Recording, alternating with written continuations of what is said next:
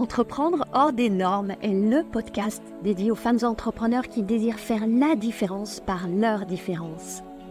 Je suis Anne-Valérie Raucourt. Depuis 2010, j'accompagne les femmes originales et ambitieuses qui veulent se créer une vie riche et libre par la voie de l'entrepreneuriat. Si tu désires casser les codes, créer ta propre recette du succès et développer un business florissant au service de ta vie et de la vie, tu es ici chez toi.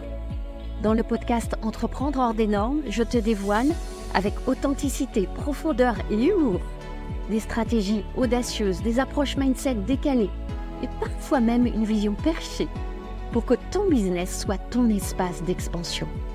Ici, on célèbre ensemble la puissance des femmes qui osent assumer leur singularité, exprimer leur plein potentiel et laisser leur empreinte. Bienvenue, je suis très heureuse de t'accueillir dans ce nouvel épisode du podcast Entreprendre hors des normes. Je vais dans cet épisode t'emmener avec moi dans une expérience que j'ai vécue tout récemment. Et plus que l'expérience, c'est évidemment les leçons que j'ai envie de partager avec toi. Pour commencer, quelques éléments de contexte.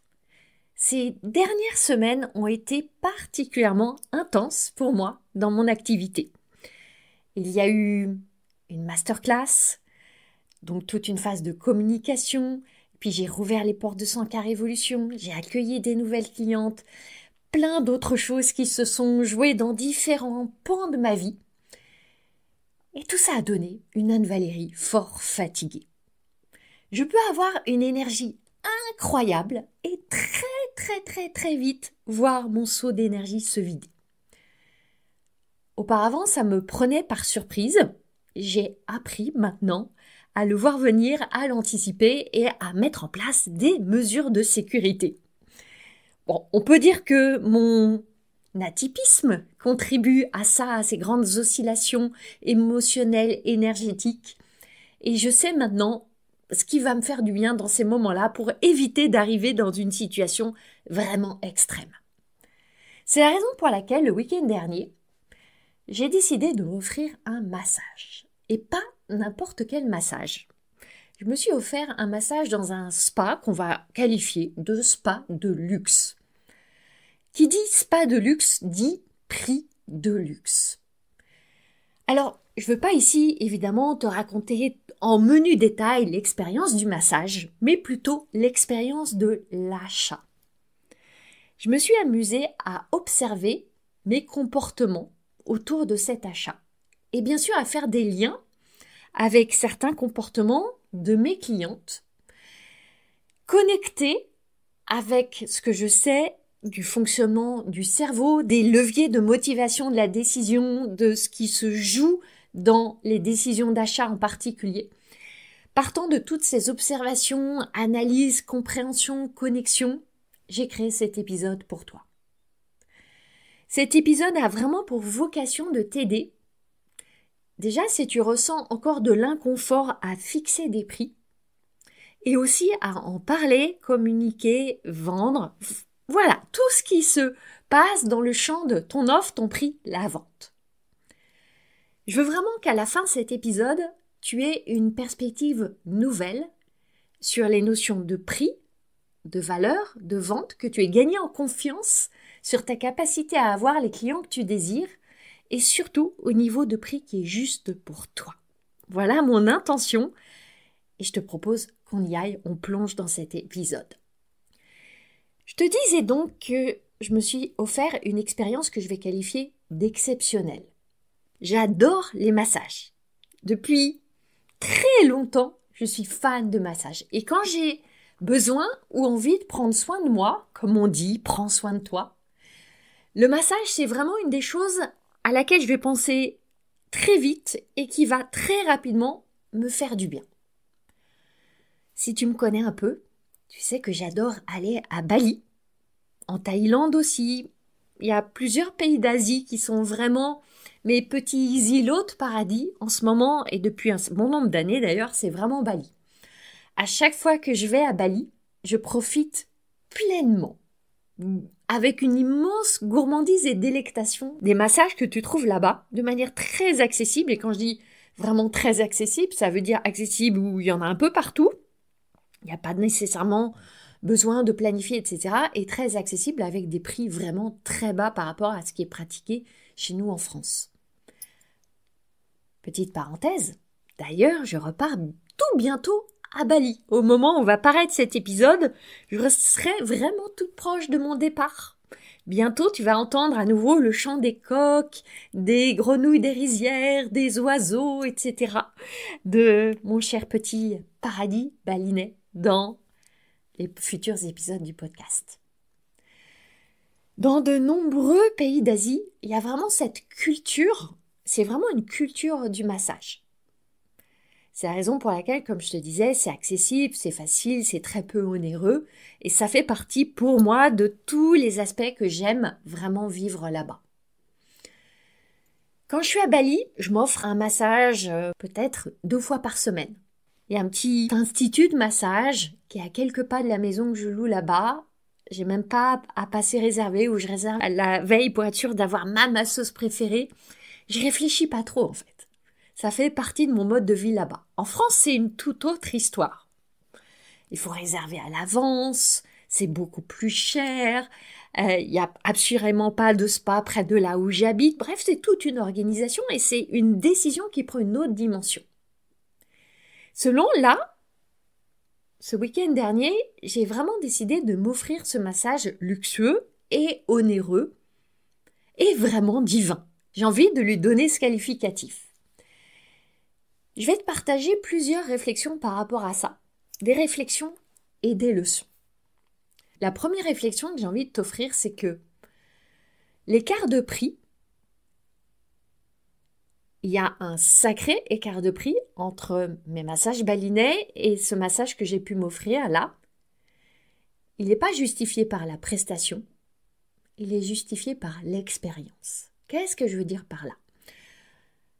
Honnêtement, on est sur un multiple de prix de l'ordre de x20.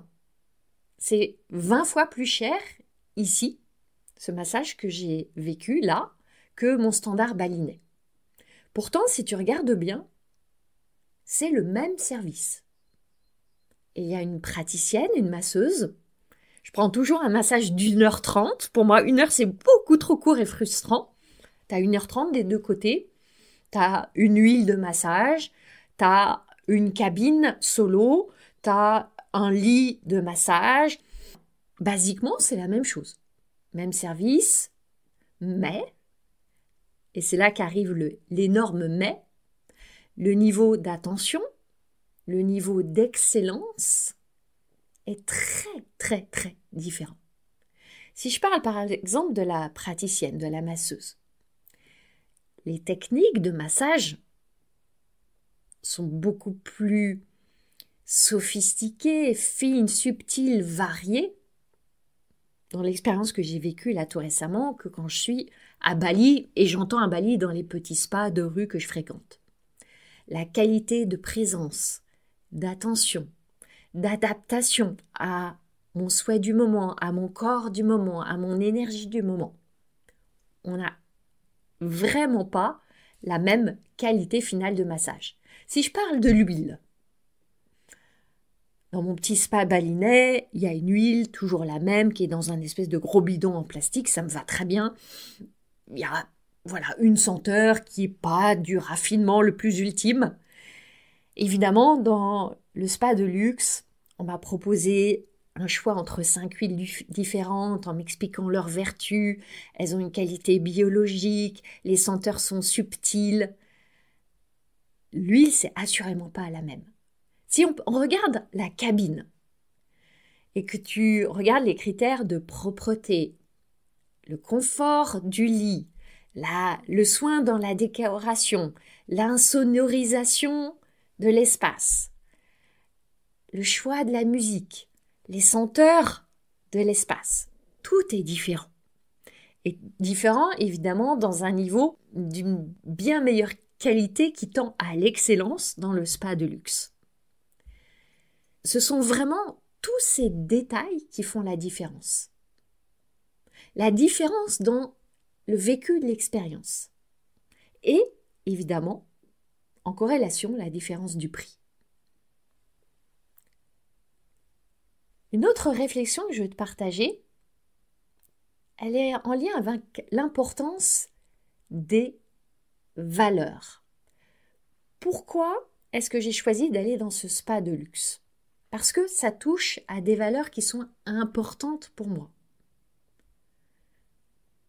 Je suis très sensible à la beauté, que tu peux décliner en raffinement, subtilité, finesse, atmosphère, etc. J'y accorde beaucoup de valeur parce que c'est dans mes valeurs les plus hautes. Ce sens de l'excellence, de la quête du sublime dans chacun des détails. C'est très important pour moi. C'est la même excellence que celle que moi j'ai envie d'offrir à mes clientes. Et j'ai envie, quand moi je suis cliente, qu'on m'offre un tel niveau d'excellence. Ça a de la valeur pour moi parce que c'est dans mes valeurs. L'attention donnée à la personne. La présence dans la connexion. Cette justesse dans le respect de qui je suis à ce moment-là. C'est aussi très important pour moi. Ce sens d'une connexion vraiment fine entre deux corps, entre deux cœurs. C'est très important pour moi, ça a de la valeur pour moi, c'est dans mes valeurs. Et quand je te parle là de valeurs, je vais aller encore un pas plus loin. Ça parle aussi quelque part de mon identité. Ces valeurs, elles sont intimement associées à mon identité. C'est la raison pour laquelle je suis prête à payer un prix beaucoup plus élevé parce qu'il est vraiment en résonance avec mes valeurs et mon identité.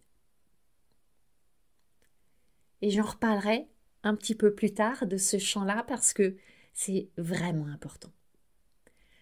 Je vais te partager une troisième réflexion. C'est que les motivations d'achat, elles sont différentes à des niveaux de prix différents. Je t'explique. À Bali, les massages, c'est extrêmement facile d'accès. Tu as partout des petites échoppes de massage. Il y a plein de masseuses, il n'y a pas besoin de réserver. Les prix sont très bas. Donc, ma réaction, c'est j'en profite. J'ai réfléchi à peine. Je n'ai pas à maturer une décision. C'est vraiment quasiment une question d'opportunité. Il y a une opportunité, je saute dessus.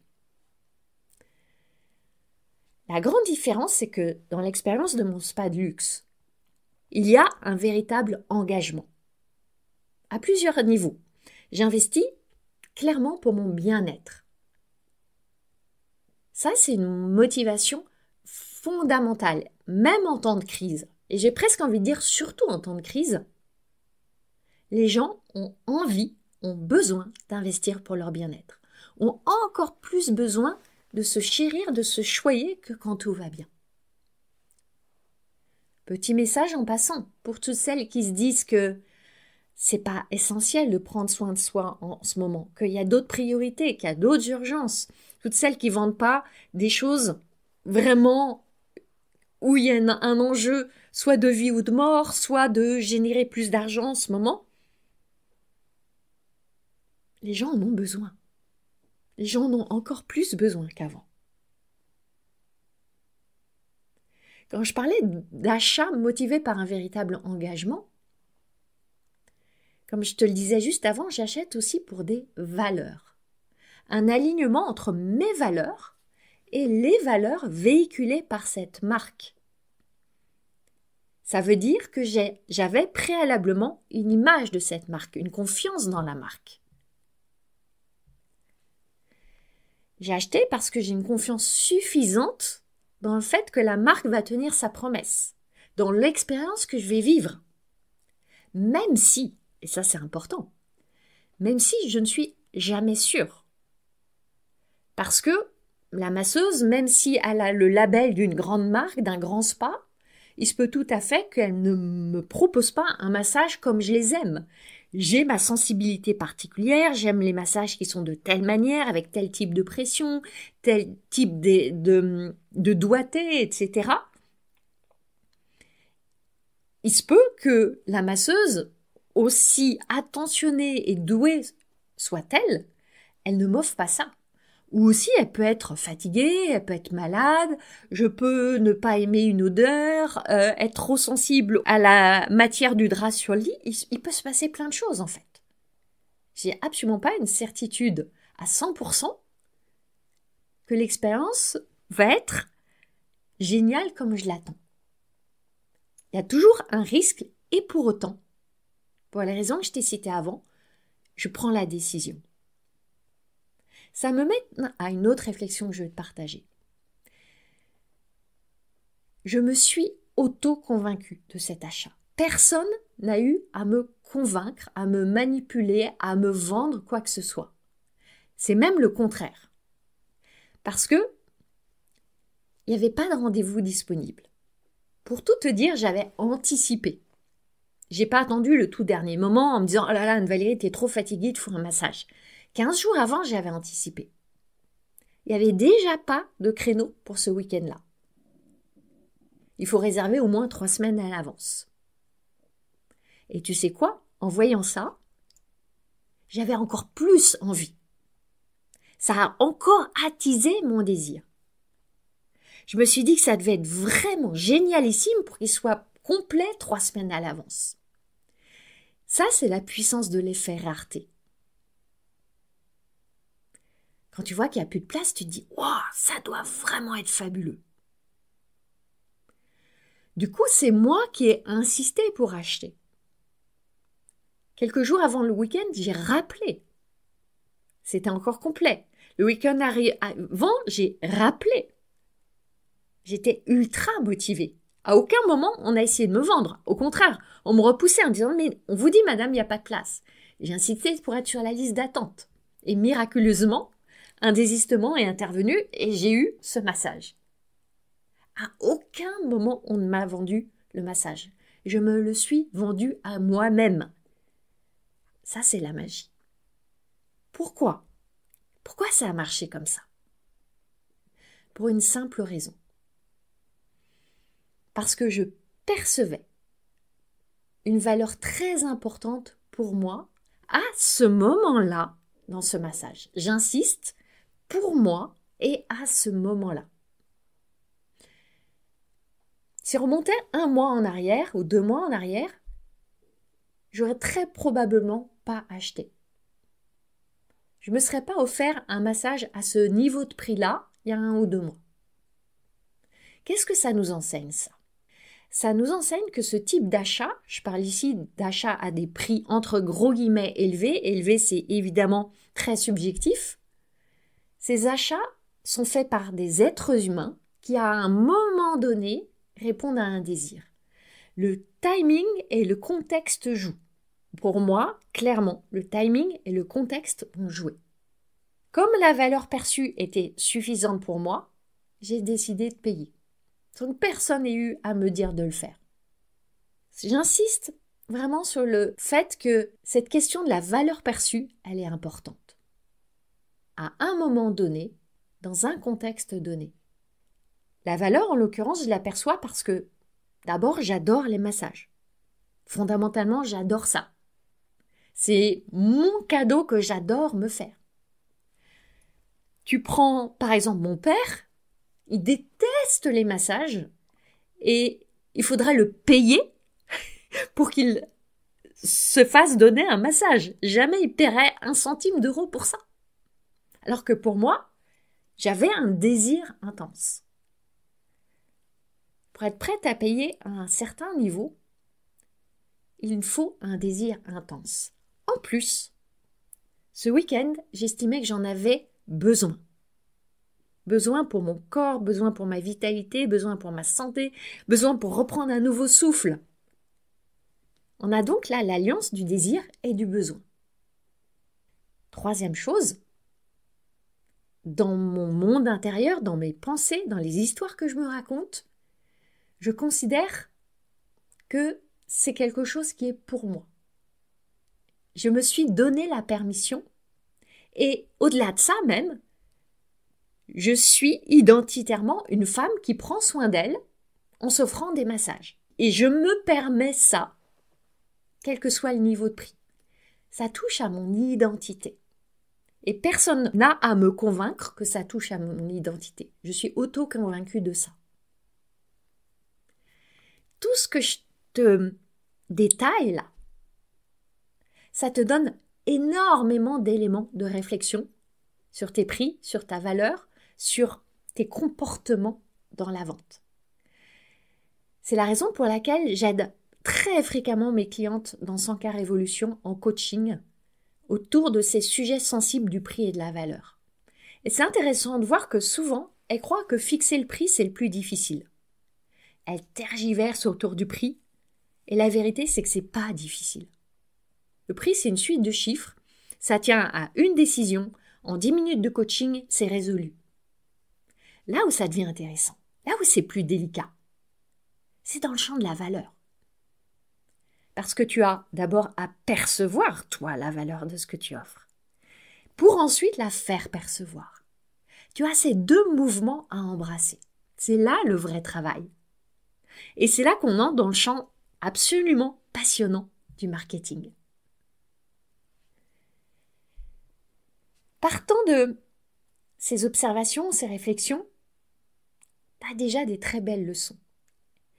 Et je vais en tirer le fil pour te partager 6 leçons vraiment précieuses pour toi.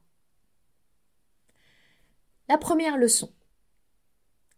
Quand je vois le carnet de rendez-vous de ce spa où 3 semaines à l'avance, minimum, il faut prendre rendez-vous, qu'est-ce que ça veut dire? Ça veut dire très clairement qu'il y a encore des gens qui ont de l'argent, qu'il y a encore des gens qui sont prêts à dépenser pour des expériences à des prix de luxe et en plus des expériences absolument éphémères. Ça signifie que tu n'as pas besoin d'avoir une offre avec une promesse de retour sur investissement. Une offre qui sauve des vies. Que même une expérience aussi fugace qu'un massage, elle trouve ses clients aujourd'hui dans la crise qu'on vit.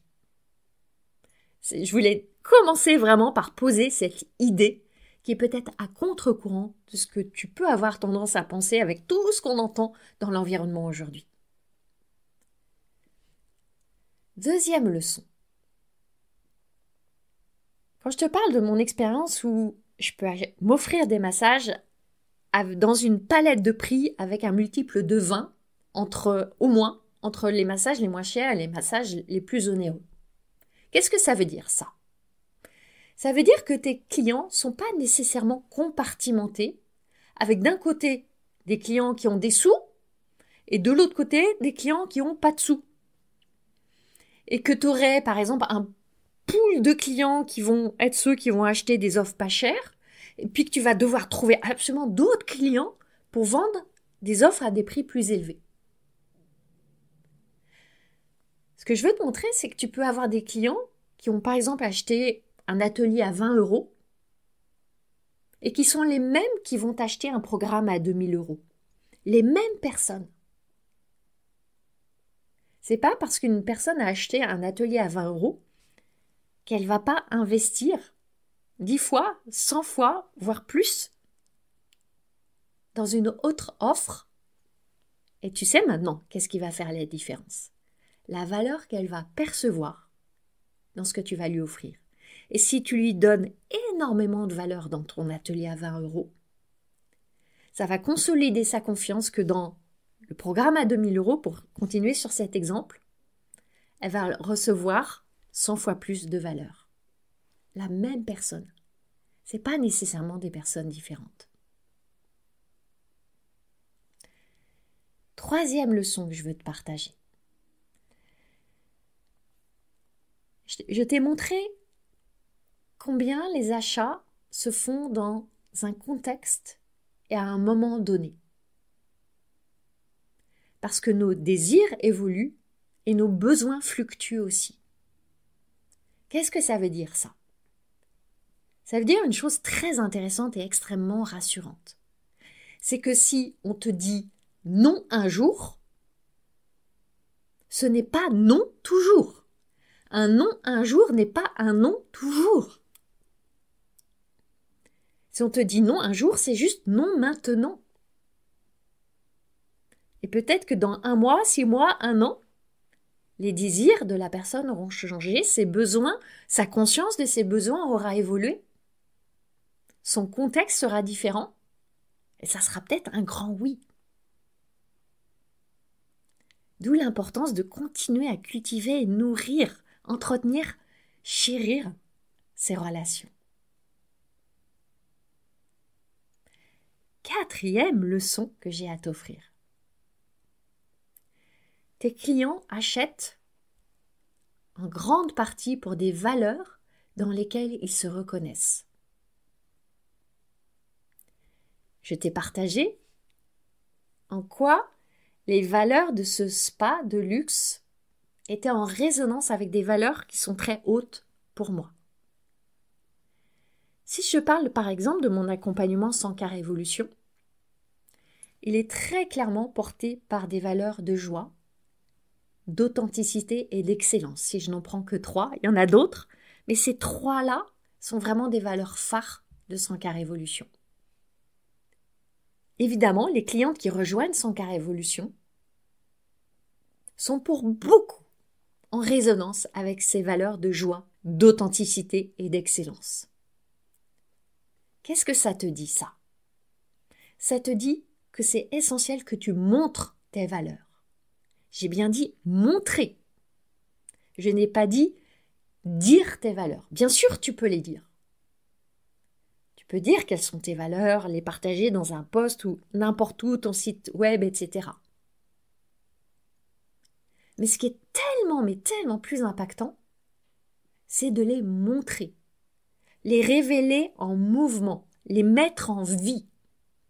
C'est tellement plus puissant, c'est tellement plus reliant, c'est tellement plus résonnant. Je vais te donner un exemple. Une valeur très importante pour moi, c'est la joie. C'est pas un hasard si j'ai écrit un livre qui s'appelle « Osons la joie au travail » il y a 6 ans maintenant, que j'ai créé un programme de méditation pour petits bambous qui s'appelle « La joie au travail ». La joie, c'est mon phare, c'est ma boussole, c'est ma garde-folle, c'est plein de choses pour moi. Et je peux te le dire. Et je peux écrire des tas de posts qui parlent de la joie, qui décortiquent la joie, qui comparent la joie et le bonheur. Je peux te faire des tas de théories. La psychologie positive, je suis formée à fond, la neuroscience de la joie, tout. Ce qui va être tellement plus puissant, c'est que je déploie ma créativité pour imaginer des scénarios de vidéos courtes, emplis de joie, pleins d'humour, super fun. Et que je tourne ces vidéos, je les fasse monter, que je les publie, où je mets la joie en vie, en mouvement, en révélation. Et là, je connecte par l'émotion de joie. Je fais rire, je fais sourire. Je transmets de la joie. Je transmets ma valeur. Est-ce que tu ne crois pas que c'est tellement plus fort que de dire « Ah, moi, ma valeur, c'est la joie ».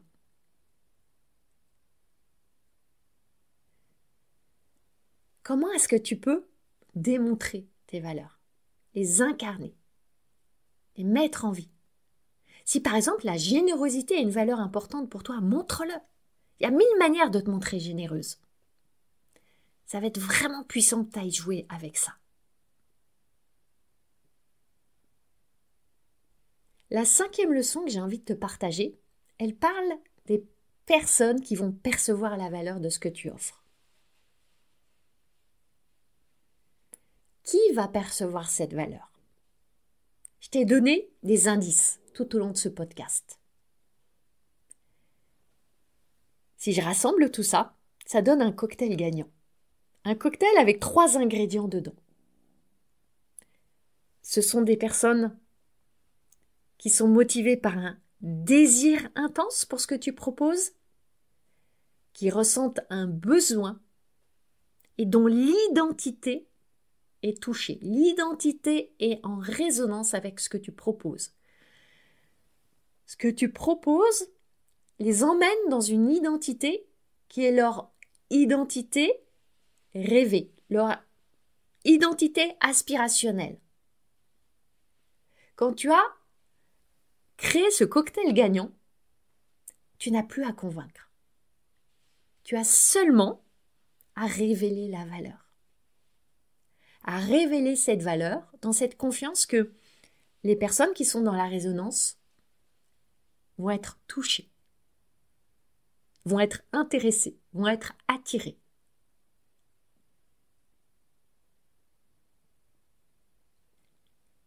Ça me mène à la 6e et dernière leçon que je veux t'offrir. C'est celle-ci. C'est vrai, et on va pas faire l'autruche et se mettre la tête dans le sable, qu'on est dans un environnement difficile. Et dans difficile, tu mets tout ce que tu veux, tout ce que tu entends, etc. C'est vrai que pour beaucoup d'entre nous, nous sommes sur des marchés où il y a de plus en plus d'acteurs. On peut dire de plus en plus de concurrence si on veut. Et je ne vois pas la concurrence comme quelque chose de mauvais, mais certains marchés peuvent être perçus comme saturés ou encombrés en tout cas. Il y a du monde. Il y a du monde. Il y a de la masse. Dans ce contexte, tu as 2 options. La première option, c'est te lamenter, te plaindre, te dire qu'il n'y a vraiment pas de place pour toi dans cette masse, gémir, et tu sais ce à quoi ça va te mener, la dépression, la procrastination, etc., etc. Et in fine, potentiellement l'abandon. Mais tu es là. Tu écoutes le podcast Entreprendre hors des normes. Tu n'es pas du tout adepte de cette première option, évidemment. Parlons de la seconde option. C'est celle où tu vas chérir l'expérience que tu veux offrir. Et quand je parle d'expérience, que tu offres des services, des prestations, des produits, des objets, c'est une expérience que tu offres, quoi qu'il advienne, en partant de qui tu es. Je t'ai parlé des valeurs, je t'ai parlé de la valeur. Ça veut dire presque aller créer une culture. Une culture autour de ce que tu offres, une culture qui te ressemble, qui rassemble toutes ces parties de toi. Créer un écrin, inviter dans une expérience, un espace inoubliable. Créer des traces de mémoire pour ces personnes qui sont appelées à devenir tes clientes. On arrive à la fin de ce podcast. Je t'ai partagé, je crois vraiment, des leçons de grande valeur. Je serais très curieuse que tu me partages qu'est-ce qui aura été précieux pour toi. Qu'est-ce qui va changer tes perspectives? Qu'est-ce qui va te donner plus de confiance? Comment est-ce que ça va t'aider à te mettre en mouvement maintenant? Je serais ravie de te voir partager sur les réseaux sociaux. Et si cet épisode t'a plu, je te remercie par avance si tu veux bien lui offrir une note, un commentaire sur ta plateforme d'écoute préférée. Ça m'aide vraiment à le diffuser plus largement, à le faire connaître auprès de davantage de femmes. C'est la loi des algorithmes. Plus il y a d'étoiles, plus il y a de commentaires, plus le podcast se diffuse. Donc je te remercie par avance de ton soutien. C'est aussi comme ça que la connexion se fait entre nous et que je perçois que semaine après semaine, ces épisodes que j'offre sont reçus comme des cadeaux et qu'on est vraiment dans cette énergie, cette connexion, cette magnifique relation ensemble. Merci de tout cœur et à très bientôt. Ma mission, c'est d'aider les femmes comme toi à se lâcher la bride pour lâcher les fauves. Si tu aimes ce podcast, tu vas adorer la formation que je t'offre. C'est le condensé de mon approche anticonformiste du business pour t'aider à accueillir tes prochains clients joyeusement. Reçois cette formation gratuitement en cliquant sur le lien dans les notes du podcast. Je jubile déjà en pensant à tout ce que tu vas réaliser.